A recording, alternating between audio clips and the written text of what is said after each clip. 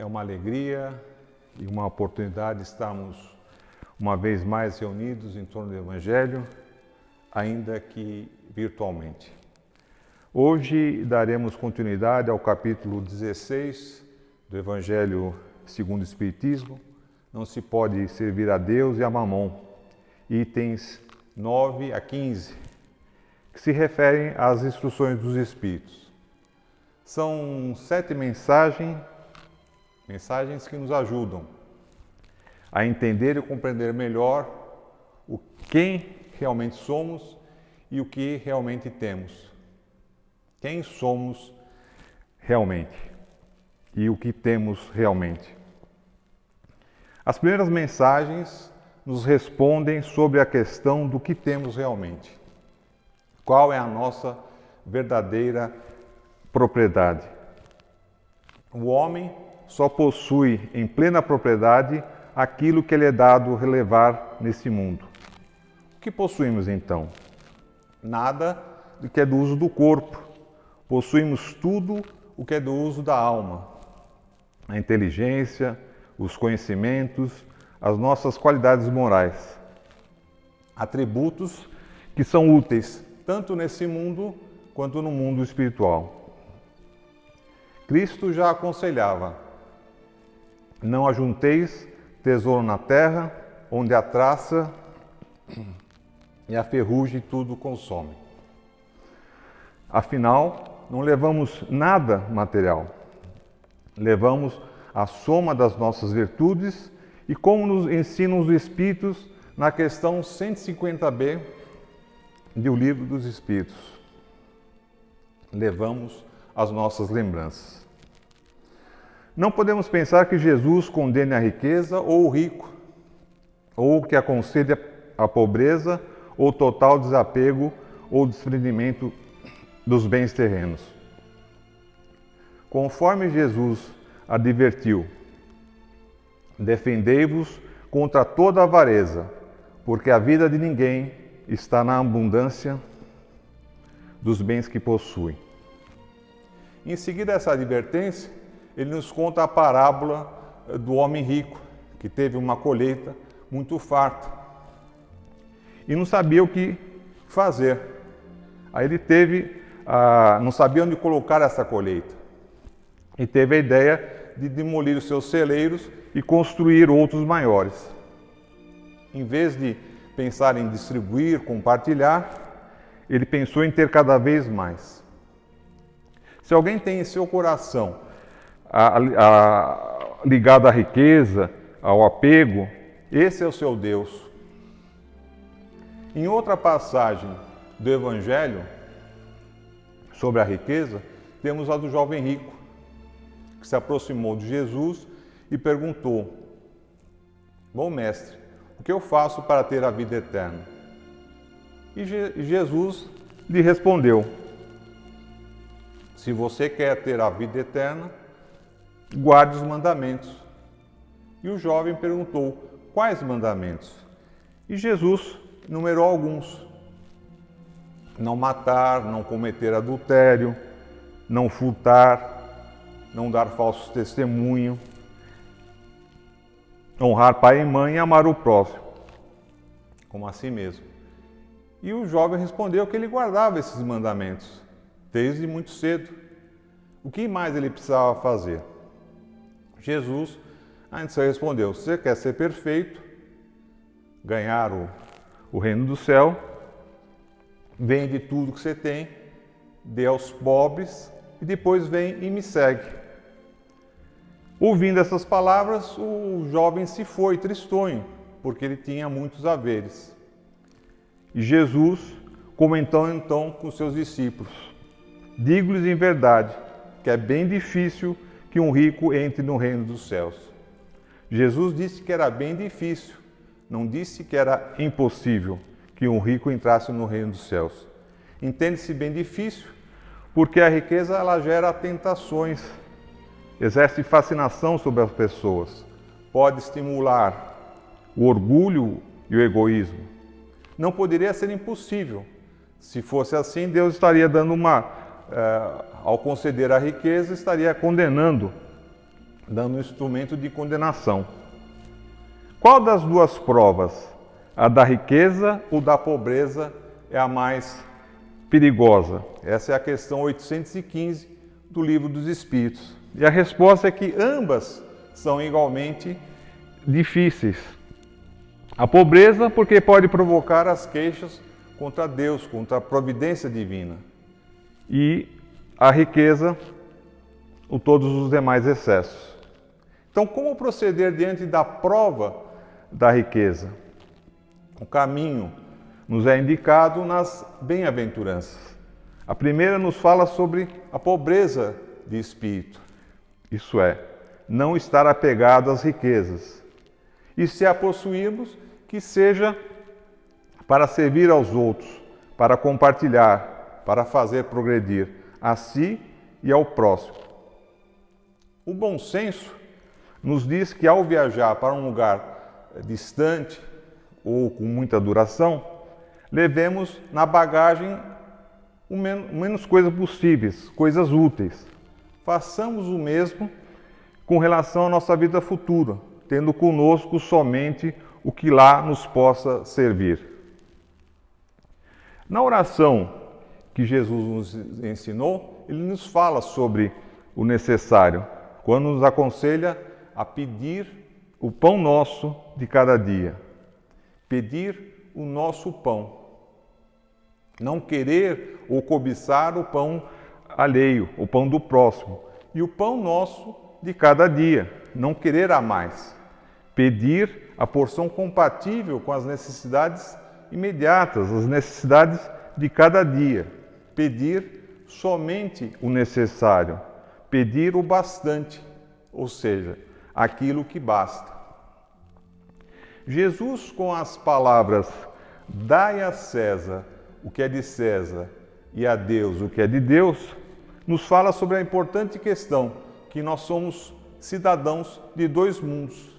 Do mundo terrestre, com todas as obrigações a ele inerente, e ao mundo espiritual, que existe aqui um poder na Terra e que ele é temporário. E Jesus ensina que enquanto estivermos nesse mundo, teremos obrigações para com ele. Em diversas oportunidades e lições, Cristo nos mostra que devemos dar o justo valor aos bens materiais, nem mais através do egoísmo e do orgulho, nem mesmo através da indiferença e do descaso. Precisamos, assim, ter discernimento para fazer a distinção entre o que pertence a esse mundo e o que pertence ao reino dos céus, o que pertence a Deus e o que não pertence. Quanto às obrigações desse mundo, o dai a César o que é de César, estão ao exercício da cidadania, com dignidade, obedecer às leis e costumes, respeitar a nós mesmos, o nosso corpo, respeitar o próximo, fazer o bom uso dos bens materiais que estão à nossa disposição, promover a fraternidade, buscando a evolução e o progresso da sociedade. Nem a riqueza traz a felicidade, nem a pobreza a infelicidade, ou vice-versa. Paulo, em sua carta aos Filipenses, fala o seguinte: sei o que é passar necessidade e sei o que é ter fartura. Aprendi o segredo de viver contente em toda e qualquer situação, seja bem alimentado, seja com fome, tendo muito ou passando necessidade. Paulo nos aconselha a saber dar o bom uso à riqueza, quando a temos, saber prescindir quando não a temos e saber abrir mão quando necessário. Agora, por que tanta atenção em Jesus em falar da verdadeira riqueza? Por que da importância dessas mensagens ou as instruções dos Espíritos nesse capítulo? É para nos auxiliar. É para nos auxiliar na compreensão da resposta à importante pergunta: quem somos realmente? Somos espíritos, somos espíritos imortais, somos seres espirituais vivendo uma experiência material.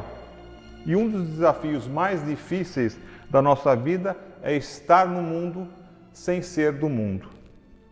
Todos nós somos seres espirituais vivendo uma experiência aqui na Terra. E lembrar, ou ser lembrado disso, é meio caminho andado para saber que precisamos valorizar cada vivência, cada momento e instante da vida terrena.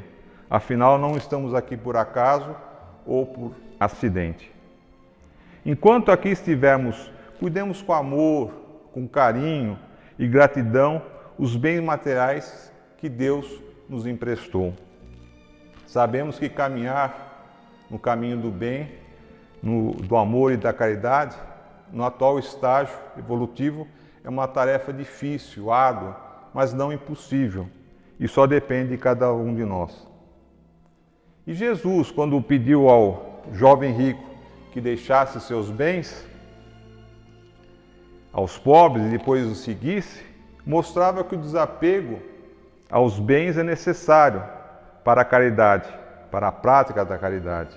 O apego e o orgulho e o egoísmo dificultam o exercício da caridade. Lembremos uma vez mais que Jesus não fez apologia à pobreza, nem que a riqueza seja incompatível com o progresso. O que ele fez sempre foi exaltar o exercício do amor, o exercício da caridade.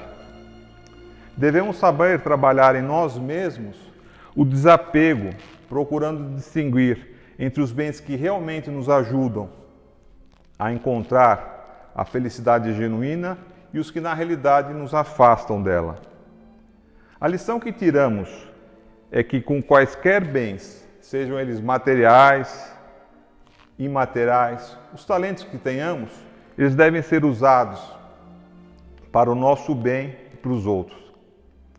E vale a pena também constantemente revermos e atualizarmos o nosso conceito de riqueza ou de ser rico. E os dias de hoje nos ajudam bastante nessa questão. Ser rico é estar são, é não precisar pisar num hospital, poder passear pela praia, poder sair pela rua, respirar livremente, reunir-se com a família, com os amigos. Ser rico hoje é poder abraçar e ser abraçado. Então, nas redes sociais do nosso centro tem um cantinho chamado Aprendendo com Histórias. Nele tem uma breve história chamada A Riqueza e a Pobreza, que também nos ajuda a entender o que é riqueza e o que é pobreza. E concluindo, a última mensagem das instruções dos Espíritos responde à seguinte questão: o princípio segundo o qual o homem é apenas depositário da fortuna de que Deus lhe permite gozar durante a vida, tira-lhe o direito de transmiti-la aos seus descendentes? Ou seja, uma questão sobre herança. E a resposta é que o homem pode perfeitamente transmitir, por sua morte, aquilo que gozou durante a vida, porque o efeito desse direito está subordinado sempre à vontade de Deus, que pode, quando quiser, impedir que aqueles descendentes gozem do que lhes foi transmitido. Não é outra razão porque desmoronam fortunas que parecem solidamente constituídas. É, pois, impotente a vontade do homem para conservar nas mãos da sua descendência a fortuna que possua. Isso, entretanto, não o priva do direito de transmitir o empréstimo que recebeu de Deus, uma vez que Deus pode retirá-lo quando julgue oportuno. Mensagem do Espírito São Luís, Paris, 1860. O capítulo reforça a ideia de que trazemos, levamos e também deixamos os bens que realmente são nossos, a inteligência, os conhecimentos, as qualidades morais. Então procuremos também deixar para aqueles que ficam o nosso melhor. Que assim seja, graças a Deus.